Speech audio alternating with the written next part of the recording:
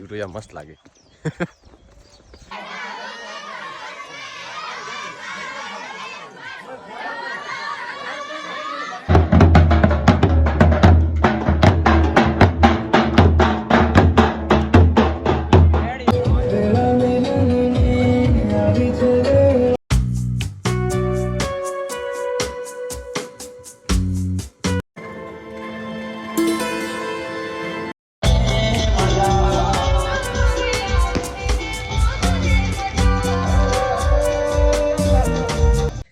Good morning. તો સ્વાગત છે તમારું નવા વિડીયો. આશા કરીશ બધા ઠીક છે.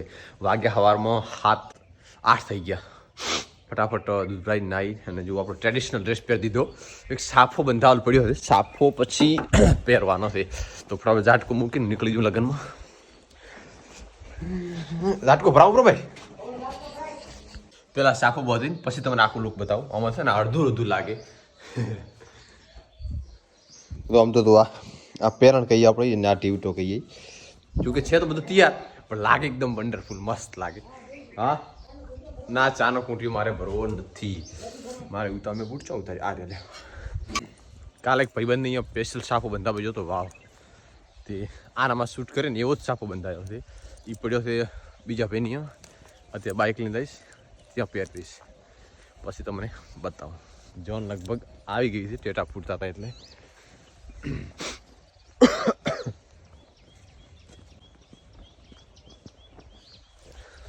ટીવડો મસ્ત લાગે.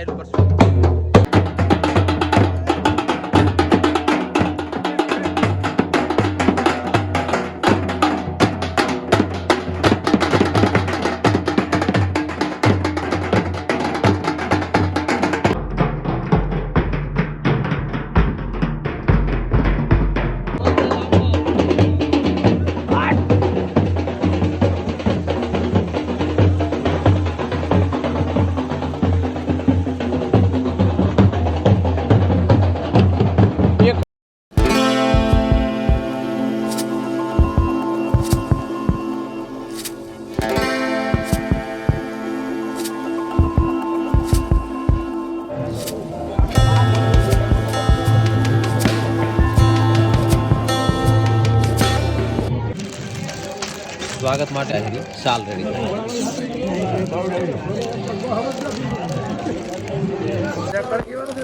આ બધી પેક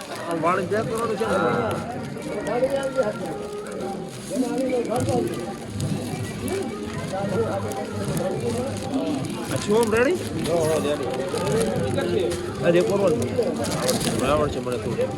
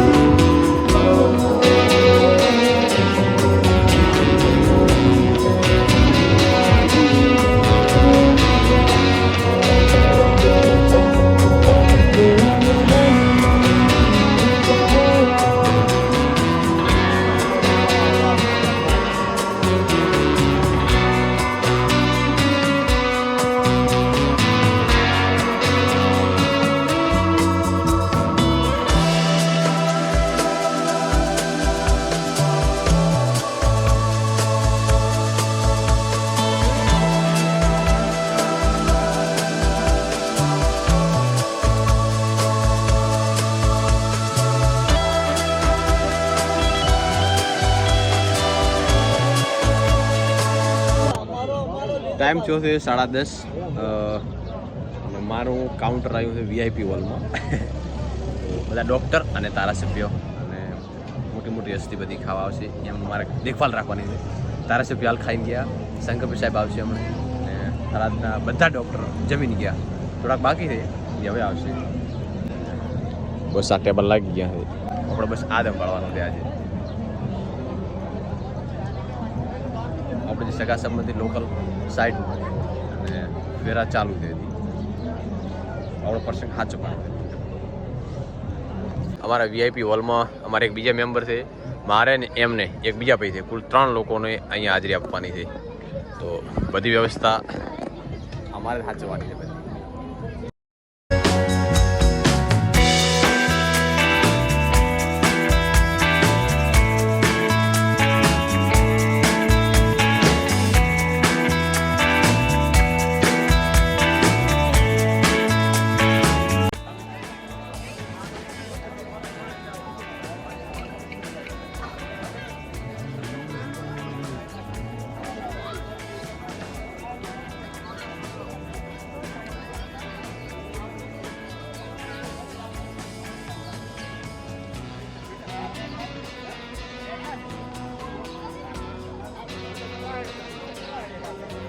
તો વચ્ચે તો એવી બધી ટ્રાફિક થઈ ને તો પૂરું જ મોડમાં પડી એમાં મારા સાથ ચક્રાવ નાગજીભાઈ આવ્યો દેસરવા ભાઈએ તો મોડી મને આખા કાઉન્ટર સંભાળ્યા કારણ કે એકદમ બધી પબ્લિક ઉઠી પડી ને મહેમાન તો વાત જવા દો આવેરા મહેમાન આ બાજુ આવેરા મહેમાન આ બાજુ બધી ચાલુ છે ટાઈમ કયો છે 1 થઈ ગયો